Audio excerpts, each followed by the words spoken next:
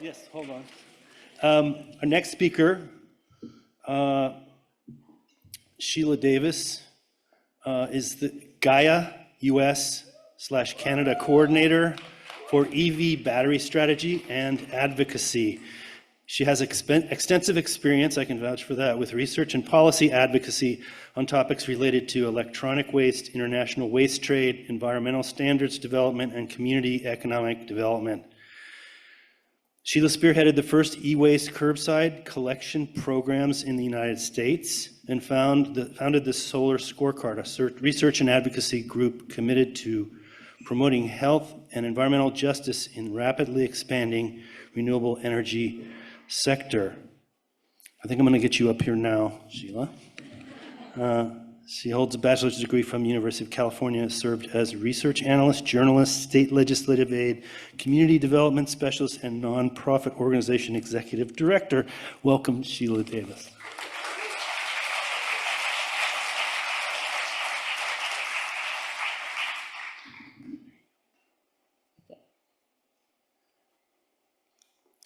Oh my gosh, I used up a minute already. Just making sure I know how to use the gizmo here. Really happy to be here. I'm with Gaia, which is the Global Alliance for Incinerator Alternatives.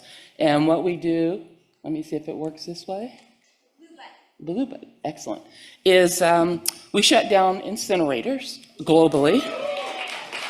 And we work with communities to do zero waste solutions. So we have 92, we work in 92 countries, and we have thousands of members. So what I'm going to talk today about is batteries, and primarily electric vehicle batteries, as well as talking about what are some of the solutions, and then how do you really do this from the bottom up, in my short 10 minutes here, right? So first of all, looking at end-of-life management of batteries. And of course, if you think about a battery, it really is just more e-waste, just like the solar panels are. And so when communities or when these battery facilities are operating, they operate under the same kind of archaic systems of recycling for the most part as electronic. And we learned this early when one of our member organizations in Endicott, New York, they were going to receive a lithium-ion battery recycling facility in their community.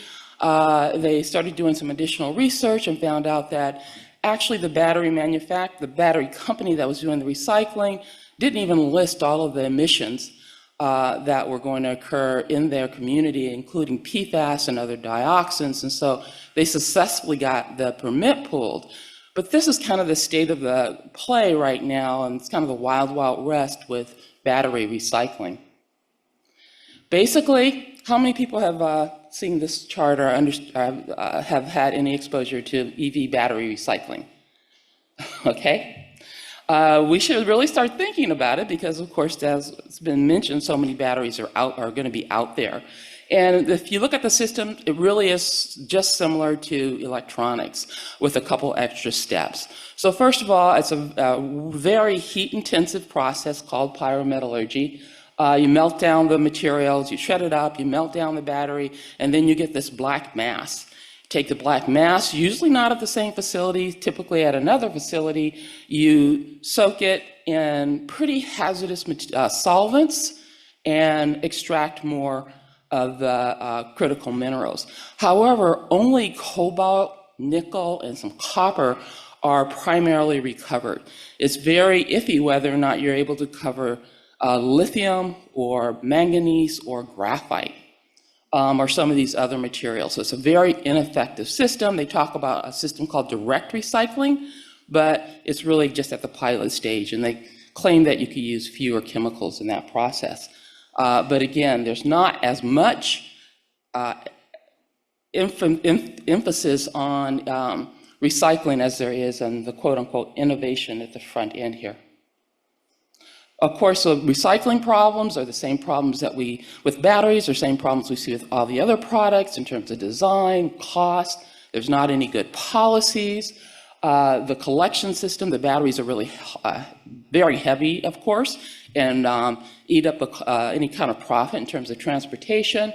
And then all the issues with recycling themselves in terms of it being a pretty backward system.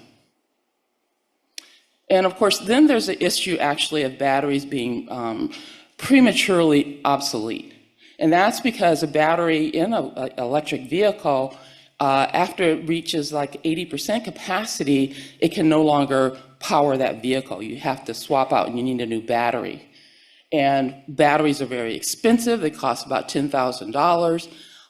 And that battery that still has 80% capacity will potentially go to recycling unless you're able to have some type of secondary use for it or second life. And that means actually utilizing this battery as a stationary storage for a mini grid or for some sort of grid storage, et cetera. But you have to design it so that it can actually be utilized in that way. Otherwise, it too is not cost effective. And then, of course, there's just not the market incentive right now, other than a few important, but a few tax credits that are really driving the industry in domestic recycling and building these massive recycling facilities. Like in Nevada, you get $2 or $3 billion from the government, federal government, to get started. But there's really not a lot of incentive for the car companies or for the customers to, or anybody to actually pay the cost for recycling right now. And so what that really leads to is the same kind of waste colonialism that we've seen with electronics and other products, where if it can't be recycled here or repaired here or repurposed here because of cost or regulations, et cetera, it's sent overseas, usually to the global south, under the auspices of repair. And we know that frequently they're not even operational products. You can't repair them, and they're not designed to be repaired. And so then companies in the global south, we've seen it in Africa and countries in Asia, where there just isn't capacity, and it devastates whole communities around recycling electronics. How many people have seen pictures of e-waste recycling or in the global south? You guys are sleepy. And of course, there's just risks in terms of fire, explosion, et cetera, when you're trying to recycle them. And of course, people that don't have the skill set and don't have the infrastructure will be trying to handle them. And of course, there's the issue of actually the environmental carbon footprint in transporting them. And so what are the solutions? The solutions really are, we're looking at zero waste solutions, but we have to really start at the very top of the hierarchy and rethink and redesign these systems. Otherwise, we will all be here 10 years from now talking about how are we going to recycle these products still. And we want to avoid that. We want to actually use the top of the pyramid for the zero waste pyramid for solutions and ensure that the people at the bottom of the economic pyramid actually benefit from it. So we're basically talking about, of course, reducing chemicals and reducing the ensuring repair, repurposing, and reuse. We've had a recent teach-in, and it was very successful in terms of people really learning a lot about whether or not a battery can be disassembled or not for recycling. And then the fact that their life cycle impacts are not taken in consideration. And then some of the options that are often offered now really aren't good options or sustainable, and we need more investment in recycling. So I want you to join us all and really trying to rethink this whole industry and empowering ourselves to think that we can actually tell companies how to design their products so that they can be recycled, which is something that I don't think all of us as people that are interested in recycling, for myself, having done this for so many years, especially with the electronic industries, if you talk about design of their product, they act like you are, commit some type of religious sacrilege type of thing. So what I'm going to do, because we do not want to be here in the next 10 years, right? Talking about the same thing. I'm going to say and you all are going to say design. All right? I want to hear it really loud, or else I'll have to do it again. I'll be really embarrassed, okay? So, design. Design. Give ourselves a clap.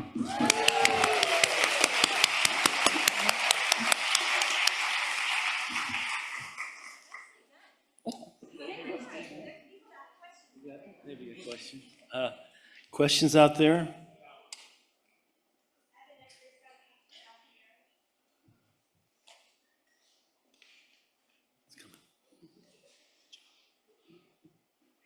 Sheila, thank you for mentioning, over here to the left, other side. Thank you for mentioning life cycle analysis for ZEV batteries. In Sacramento, they call them zero emission vehicles, but they're not zero. They have a big carbon footprint, as you pointed out, where ZEV's carbon footprint is about 75% of that of diesel. So zero emission vehicles are not zero. And I had a bill last year that we tried to have the carbon intensity to what is the carbon intensity of a ZEV battery, and it was killed by the Union of Concerned Scientists because they were concerned about the science of ZEV batteries. Nobody wants to talk about life cycle analysis on ZEV batteries, and the blood batteries of digging up the Congo in order to have these blood batteries, and we can't mine our way out of climate change. For 2 years, I've been in front of CARB, CalRecycle, and the legislature trying to have this point that we need to adopt the European Battery Directive of due diligence on supply chain to stop blood batteries, carbon intensity, and battery recycling. I get no play from the environmental organizations. Why wouldn't the environmental groups support that type of initiative in Sacramento?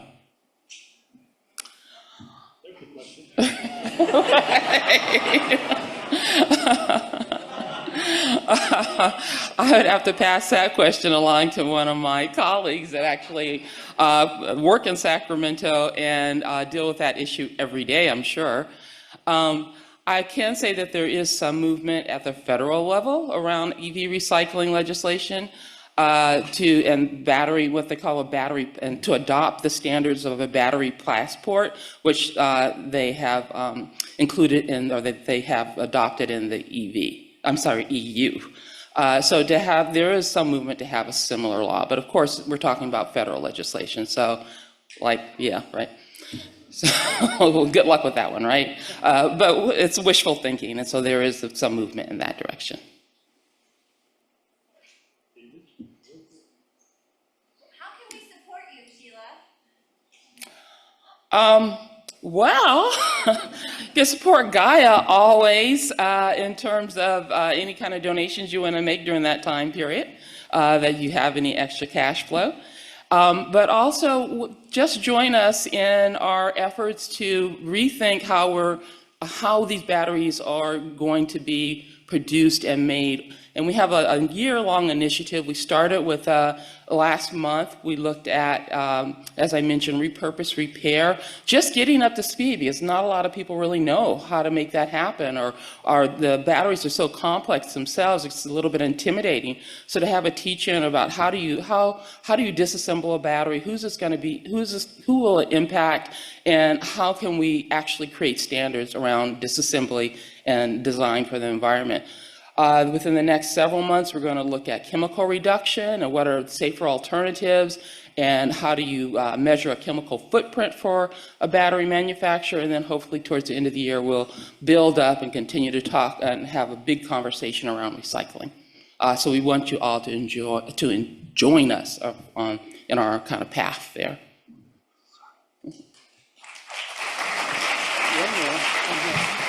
Time for one more question. David, you got anything, or? No. I have a comment. This is from Kyla. I'm with the Nevada Division of Environmental Protection, and we are dealing with a lot of negative impacts from lithium battery recyclers in Nevada. Thank you for discussing this topic. That's it. Thank you. All right.